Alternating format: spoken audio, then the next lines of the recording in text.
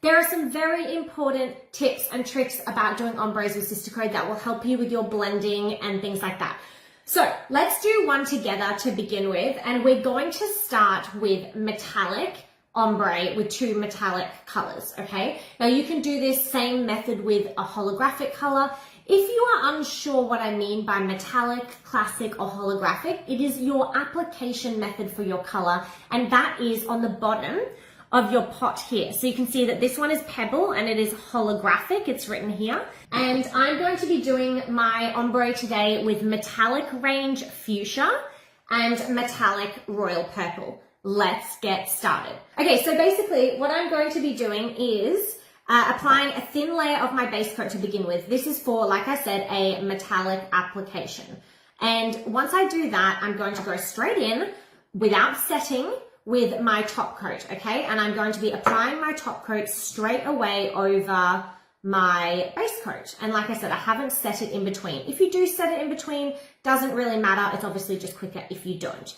So we're popping that one under our lamp, and that's when we're going to prepare the two shades. So a couple of things about ombre applications. The first, and obviously some of this is personal preference and some of it is recommended. The personal preference part is the fact that I do always advise that you should try to do the darker color of the two colors that you're going to be doing in your ombre at the bottom of your nail. So the closest to the cuticle bed. Okay, so basically darker to lighter tends to have a much nicer look on the nail. Again, I'm sure you're going to prove me wrong, but that is personal preference from me and what is typically suggested. So because of that, in this circumstance, I've got a sort of purpley shade that I'm doing. This is our beautiful metallic royal purple. And I've got my fuchsia, which is a lighter sort of pinkier shade. A lot of people find that they end up with this quite firm line, okay? And they want the two colors to blend in really nicely, but they really struggle because that line ends up quite harsh, I guess you could say. And so this is where I want to share this information with you. So let's jump in with our royal purple. And like I said, I'm going to be starting that at the base of my nail. So dipping in. Now this is dry.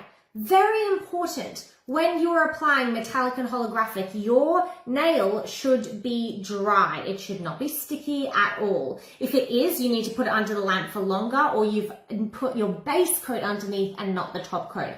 Very important that this is dry. I do not have that at all. So what you're going to do is take a little bit of your royal purple and you're actually going to rub. Now with metallic, you're rubbing into, and you're sort of buffing it into the base. So I'm buffing this into my nail. Now this is also as well a lot easier when you're doing it on your own nail because it doesn't move in the same way. But buffing it in to about where you feel you might start to want your split. Now that's going to depend on your nail shape as well, where the colors may join. Now, I'm not going to go all of the way, okay? So see, now I'm taking off any of the excess because I want that real metallic-y shine. So if I see any sort of extra powder sitting on the top, I'm buffing that into the nail.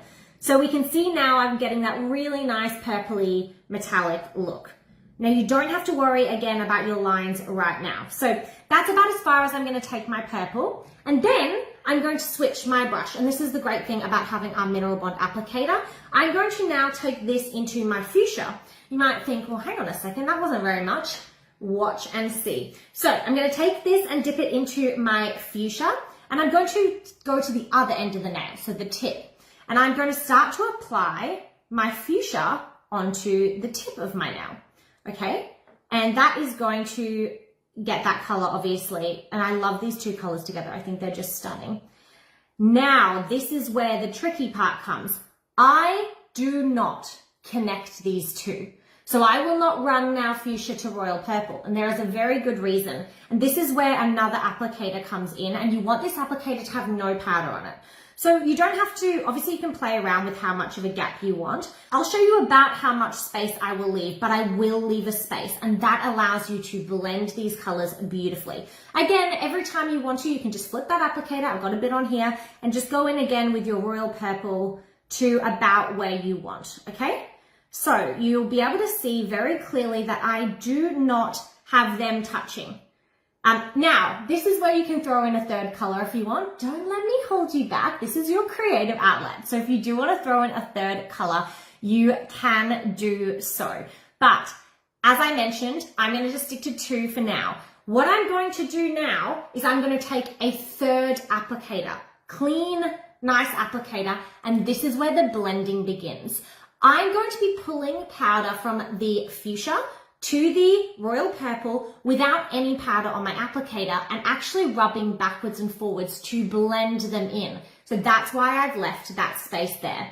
So what I'm going to do is I'm going to start in the middle and I'm just going to be pulling down and pulling up. So I'm going down and up, down and up. It's so, so easy. And you can kind of see that if this would stay, you can kind of see that nail, that space between these two is going to start to disappear, but no powder is the dominant powder, okay? So down and up, down and up. And I don't need any more. This is the great thing about Sistaco. These pots go so, so far. You don't need any additional powder. If you ever find, okay, right, I'm not getting enough of this one or I'm not getting enough of that, you can always just go in and put like a dab if you want, just a little dab in one spot that maybe you don't have enough to pull. But I do suggest this method for creating, like I said, that really soft sort of soft line so that you don't have that strong sort of finish of any one of the colors because they are blending, neither of them is.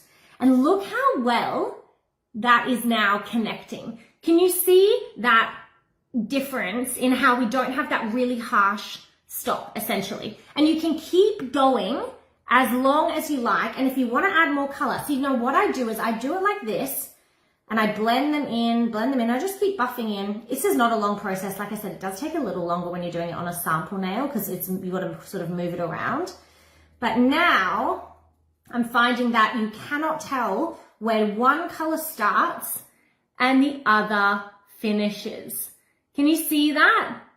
Like I said, obviously your natural nail will be a bit of a stronger color underneath. If you want now and you go, oh no, I still want a bit more pink, jump back in with that pink applicator, but tap it off. So you don't want much on it. And you're just going to now pull the pink over the top of the purple. But again, we want the minutest amount of powder. We are hardly using anything to do this. And I'm going to run that over, again, just increasing that blend. And now we've got that beautiful blend where we cannot tell where one color ends and one color finishes. So the key is to leave the gap. Use that extra applicator that is not geared in any way. It's not leaning towards royal purple or fuchsia because it's blank. And then we're going to find that we're going to see such a smooth transition. I'm quite happy with this one. But like I said, I am no nail artist. I find this just so, so easy to do myself, just with a couple of little tricks that are going to help you get that perfect ombre. And this is giving you like that, very much that sunset, finish. There it is. So you can see you got that subtle shift. And if you want to go in with one more or a different one, you can, but there is no line there. So my second ombre technique of my live stream today is a little technique that I coined and I made up in a live stream just like this, and it's called the snowing effect. So let me show you how to do the snowing effect. So if you've just got, normal nails and you just want to do a little bit of a sparkle on the ends, or you can do a snowing effect over a classic color, let me show you how. With snowing, you always want to snow onto a base coat. So what I'm going to do is I'm going to take my base coat and I'm going to apply it onto my nail like so. All right, so we've set our base coat on here and pretend this is just our natural nail, okay? We're going to apply to our natural nail. Now, I'm going to be taking for my snow, I'm going to be taking the jewel applicator. So that's this one here. You may have seen it. It has a pad on one side and a brush on the other side. Very, very easy. Light hand grip, not strong. I'm going to dip it on the side into my pot like this. Now you'll be surprised. This brush will just grab that. You can see how much it grabbed. I didn't even pop that in, right? That'll just grab it. And then what I'm going to do is I'm going to take my nail. Obviously my nail is going to be attached to my hand, typically.